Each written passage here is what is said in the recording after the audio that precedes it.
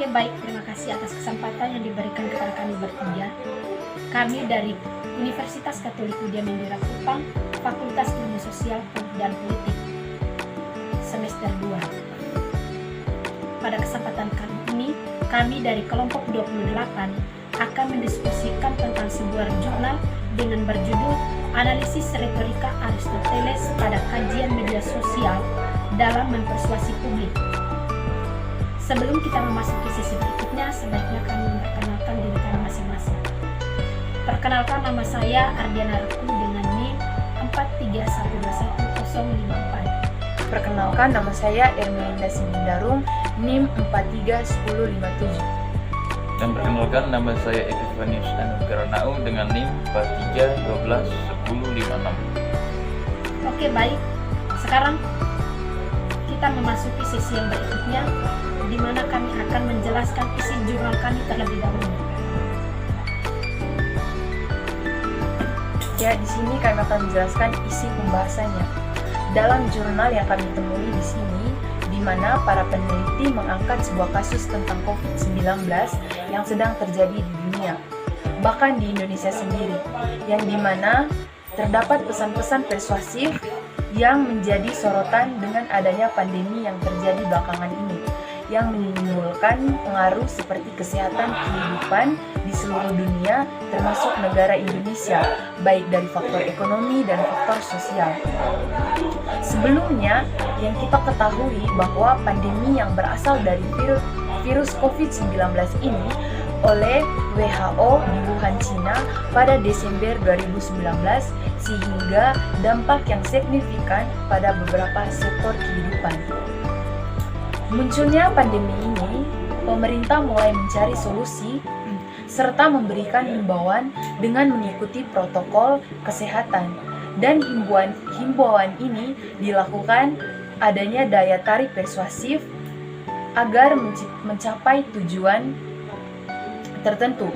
Pesan yang dihimbaukan juga dikomunikasikan oleh komunikator dengan ideologinya yang sama dengan audiens membuat audiens terbujuk. Dengan adanya perkembangan teknologi saat ini, memudahkan persebaran informasi dan pesan persuasif ini juga yang dapat disebarkan melalui berbagai macam media sosial dan lainnya, serta YouTube, yang mana para penelitian mengangkat berbagai informasi dari kalangan para YouTuber ternama di Indonesia, seperti Atta Halilintar, Arif Muhammad, Raditya Dika, Gilang Prof, dan Deddy Kobuser. Sehingga para peneliti merasa bahwa terkait dengan topik yang dibahas oleh para YouTube di dalam konten yang mengangkat tentang COVID-19, dan menganggap bahwa di dalam konten tersebut memiliki pesan persuasif. Dan terdapat aspek-aspek retorika seperti etos, petos, dan logos. Sebagai berikut retorika dalam menyampaikan pesan. Dalam penemuan tersebut melakukan penelitian dengan judul Kreativitas YouTubers dalam menciptakan kesadaran masyarakat tentang COVID di Indonesia. Artikel tersebut menjelaskan bagaimana maraknya informasi yang dinilai terhadap informasi yang telah menyesat publik terhadap pemerintah dalam mengatasi pandemi ini, dengan tujuan untuk melakukan analisis bagaimana YouTubers secara individu dapat menyajikan isu COVID-19 guna mempersuasif masyarakat berdasarkan bukti retorika yang dibawakan dalam video, yaitu dari etos, petos, dan logos dengan menggunakan analisis konten tersebut. Di dalam YouTubers tersebut, pesan informatif dan persuasif yang dimana melibatkan pesan persuasif berisi etos yang tepat, potos yang sesuai, ekspresi yang tepat untuk mengubah emosi audiens, dan logos yang baik dan membangun kepercayaan audiens. Meskipun di dalam konten tersebut terdapat beberapa aspek yang tidak terlihat, tetapi penelitian melibatkan bahwa ada pihak lain yang mereka wawancara, yaitu penonton, jika ada dampak persuasif yang dirasakan juga oleh khalayak umum atau penonton, sehingga penelitian merumuskan tujuan dari studi ini untuk menganalisis apa jenis retorika serta 5 korban retorika dari individu YouTubers Indonesia dan mempersuasif audiens mengenai isu COVID-19 melalui konten video di YouTube. Jadi baik, dari saya bisa menanggapi dari apa yang dijelaskan dari teman Cindy tadi, bahwa di dalam jurnal itu para peneliti mengangkat berbagai sumber dari beberapa YouTuber ternama Indonesia seperti Atta Halilintar, Arif Muhammad, Dilan Pros, Deddy Corbuzier, dan Raditya Dika itu. Dan peneliti juga menganggap bahwa di dalam konten yang dibuat para YouTuber itu memiliki jenis-jenis retorika yang terdapat bahwa adanya pathos, ethos, dan logos.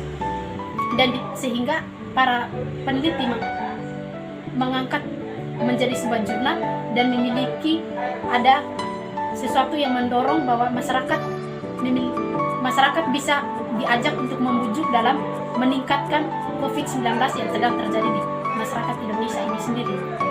Jadi itu saja. Sekarang kita akan lanjut ke teman Api. Ya, oke. Di sini juga terdapat komunikasi publik yang dimana merujuk kepada penyebaran informasi atau pesan dari satu orang ke banyak orang atau audiens. Ada juga retorika yang menyebutkan bahwa bukti inartik atau eksternal sebagai pembicara, sementara bukti inartistik ada di luar upaya penemuan. Dan terakhir ada juga new media seperti YouTube tadi, di mana penelitian melakukan penelitian dengan konsep yang dibicarakan oleh 5 YouTuber tersebut. Dan perlu kita ketahui bahwa dalam kasus ini para peneliti melakukan penelitian atau pendekatan secara kualitatif, eksplorasi dan strategi wawancara maupun observasi agar bisa mengetahui bagaimana pesan persuasi diciptakan oleh pembicara hingga bagaimana respon yang diterima oleh audiens. Adapun jenis-jenis retorika yang dipakai dalam channel YouTube tersebut seperti deliberatif, yang artinya memiliki motivasi yang membawa pendengar menjadi lebih baik, serta unsur membujuk audiens. Sehingga di seluruh konten para YouTuber Indonesia dinilai juga menggunakan retorika deliberatif, di mana di dalam konten tersebut mengangkat topik tentang terjadinya COVID-19 yang berawal dari Wuhan, Cina, dan terdapat juga pembicara membujuk agar masyarakat mengikuti protokol kesehatan yang menjaga jarak dan tetap berada di rumah.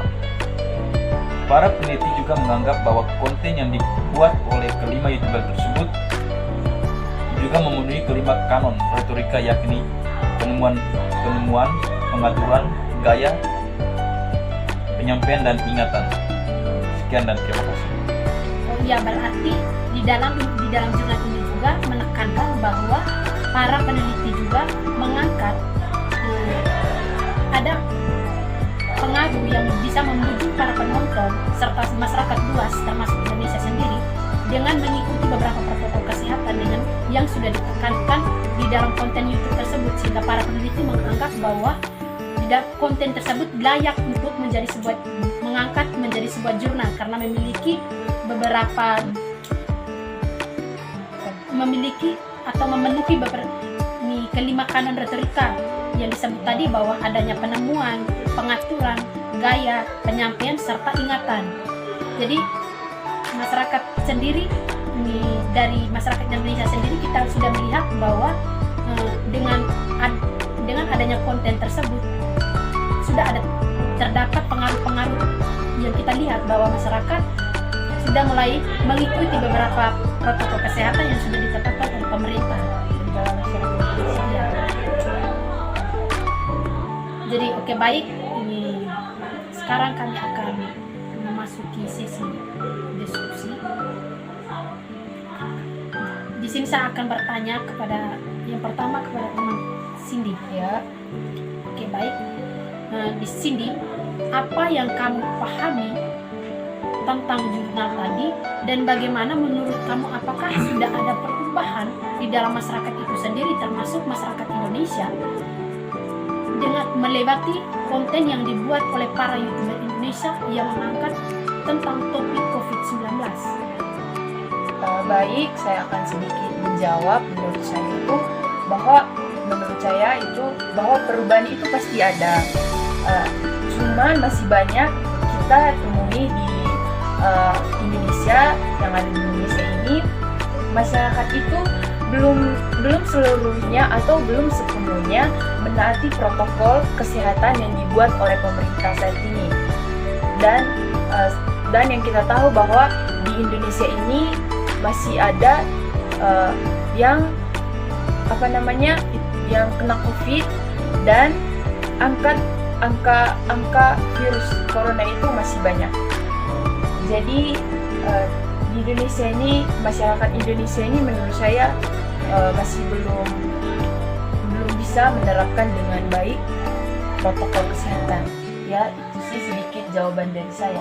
Oh iya, berarti dari sini punya dia menganggap bahwa untuk Indonesia ini mungkin sudah ada perubahan sejauh mungkin, tetapi ada masyarakat seperti di pelosok atau di kota-kota seperti itu Kecil, ya belum menanggapi serius tentang COVID-19, sehingga ada peraturan-peraturan yang masih melanggar. ya, dan masih ada yang belum percaya dengan adanya Ya, COVID. sehingga menimbulkan banyak kasus-kasus yang lebih meningkat lagi, apalagi sekarang banyak yang muncul dengan virus terbaru yang bernama Omicron. Iya. Jadi untuk masyarakat kita harus perlu berhati-hati. Oke, next, sekarang saya alihkan ke teman Apin. Bagaimana nih menurut Apin sendiri tentang logos, etos, dan patos yang berkembang di tengah masyarakat dengan keadaan COVID-19 ini, dan bagaimana pandangan Apin sendiri nih sebagai seorang mahasiswa tentang COVID-19 ini? Ya, terima kasih. Pada dasarnya logos dan etos ini sangatlah berpengaruh dalam masyarakat. Lebih khusus dalam menjelaskan atau memberikan tuturan yang baik tentang COVID-19 ini di kehidupan masyarakat. Jadi logos itu sendiri adalah pemahaman, di mana kita memahami apa yang dimaksudkan dengan COVID-19 itu, apa pengaruh yang atau dampak yang negatif bagi masyarakat, kita bisa menjelaskan kepada masyarakat tentang itu semua. Nah, sedangkan patos itu sendiri artinya emosional. Nah, artinya di sini kita bisa memengaruhi masyarakat untuk bisa berubah atau mengikuti protokol kesehatan. Nah, kita sebagai mahasiswa itu bisa memberikan arahan kepada masyarakat atau mahasiswa lainnya agar bisa mengikuti protokol kesehatan. Sedangkan etos itu sendiri adalah kemampuan kita bisa membuat orang lain percaya kepada kita. Yang artinya di sini kita bisa membuat orang lain percaya. Contohnya begini, kita memberikan arahan kepada mahasiswa atau masyarakat bahwa mereka harus mengikuti protokol kesehatan. Di situ kita juga harus dari diri kita sendiri harus juga mengikuti protokol kesehatan itu sendiri. Kalau lebih mudah masyarakat percaya bahwa dia ini benar-benar mengikuti protokol kesehatan atau benar-benar mengikuti anjuran dari pemerintah. Oke. Mungkin itu saja ada jawaban dari saya. Mungkin ada tanggapan lain dari teman-teman. Oh iya. Kalau dari saya, berarti menurut Apin sendiri ini etos dan logos itu tuh memberikan pengaruh kepada masyarakat. Nah, sekarang saya mau tanya, apakah pengaruh ini terjadi pengaruh positif atau pengaruh negatif? Kalau di Apin menjelaskan tadi, di sini menjelaskan pengaruh yang sangat positif ya. Jadi di mana pemerintah menekankan memberi informasi kepada audiens atau masyarakat itu sesuai apa yang telah terjadi di Indonesia. Dengan adanya COVID-19, makanya pemerintah menerapkan dengan mengikuti protokol kesehatan, jaga jarak dan sebagainya untuk mengurangi angka COVID-19 ini. Ya mungkin lebih dampaknya yang positif, kita ambil nilai positif saja. Iya. Oke, next. Mungkin ada tanggapan dari teman sendiri atau? Tanggapan saya sih mengenai ini etos ini sama dengan teman Afin tadi, dia itu lebih berbicara tentang bagaimana seorang mahasiswa seorang mahasiswa ini memberikan hal yang baik kepada masyarakat Ya, sendiri. menunjukkan ya, dari sisi yang baik, dan karena kita sebagai seorang pelajar, masyarakat itu lebih banyak untuk mengikuti kita karena kita itu belajar tentang itulah. Oke, baik. Di sini tadi kita sudah menjelaskan apa isi dari jurnal, apa yang sudah kami bahaskan, terus apa yang kami diskusikan. Jadi di sini kami bisa menyimpulkan dari jurnal tersebut bahwa studi kasus ini diambil dari eksplorasi konsep dari teori Aristoteles sendiri, di mana terhadap implementasi salah satu kasus kontemporer di Indonesia yang bertujuan untuk mempersuasi publik pada masa pandemi COVID-19 ini, yang dimana studi ini diambil dari konten para YouTuber ternama Indonesia, dengan hasil yang menunjukkan para YouTuber menggunakan pembicara yang menyampaikan pesan terhadap audiens yang bisa mempengaruhi para masyarakat dengan menggunakan jenis konsep retorika seperti patos yang mempengaruhi atau membujuk para penonton, serta logos sebagai pesan verbal yang berisi informasi tentang karakteristik COVID-19, dan supaya masyarakat mengikuti protokol kesehatan dengan menjaga jarak dan memiliki dampak tersendiri, yaitu dampak sosial dan ekonomi yang menyebabkan virus corona ini menggunakan retorika melalui teori Aristoteles.